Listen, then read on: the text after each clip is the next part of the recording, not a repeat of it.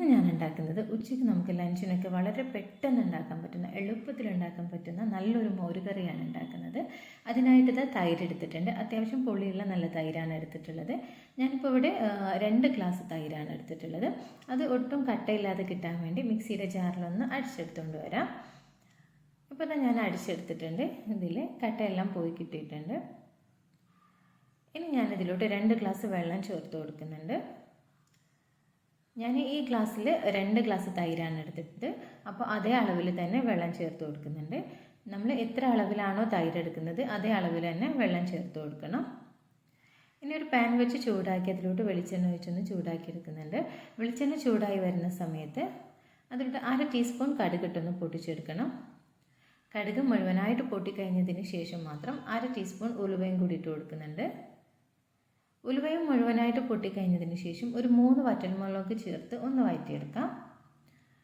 വറ്റൽമുളക് ഒന്ന് കളർ മാറി തുടങ്ങുന്ന സമയത്ത് ഒന്ന് വരുന്ന സമയത്ത് അതിലോട്ട് ഒരു ചെറിയ കഷ്ണം ഇഞ്ചിയും 4 അല്ലി വെളുത്തുള്ളിയും ചെറുതായി ചോപ്പ് ചെയ്തെടുത്തതാണ്. വളരെ ചെറുതായിട്ട് കട്ട് ചെയ്തെടുക്കുക. ഇനി അതും കൂടി ചേർത്തൊന്ന് വഴറ്റിയെടുക്കുന്നുണ്ട്.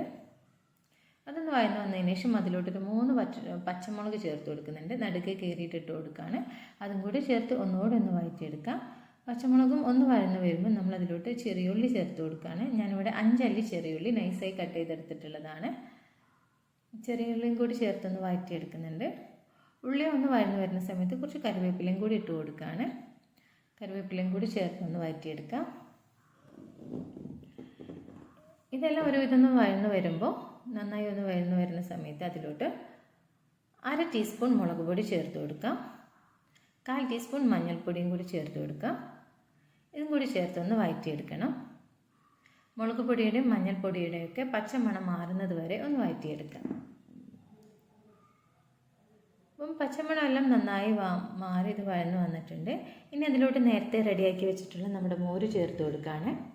തൈര് നമ്മൾ വെള്ളമെല്ലാം ഒഴിച്ചിട്ട് മോരാക്കി മാറ്റിയിട്ടുണ്ടായിരുന്നു, അത് ഒഴിച്ചു കൊടുക്കാം. ഇനി ഫ്ലെയിം കുറച്ച് വെച്ച് ഇതൊന്ന് ചൂടാക്കി എടുക്കണം. തിളച്ച് പോവരുത്. തിളച്ച് പോയാൽ തൈര് പിരിഞ്ഞു പോവും. അതുകൊണ്ട് തിളയ്ക്കേണ്ട ആവശ്യമില്ല. ഫ്ലെയിം കുറച്ച് വെച്ച് ഇതൊന്ന് ചൂടാക്കി എടുക്കണം. ഇതൊന്ന് ചൂടായി കഴിഞ്ഞാൽ നമ്മൾ ഫ്ലെയിം ഓഫ് ചെയ്യാം.